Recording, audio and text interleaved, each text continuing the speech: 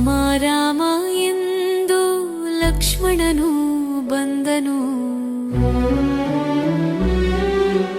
ರಾಮ ರಾಮ ಎಂದು ಆಂಜನೇಯನು ಬಂದನು.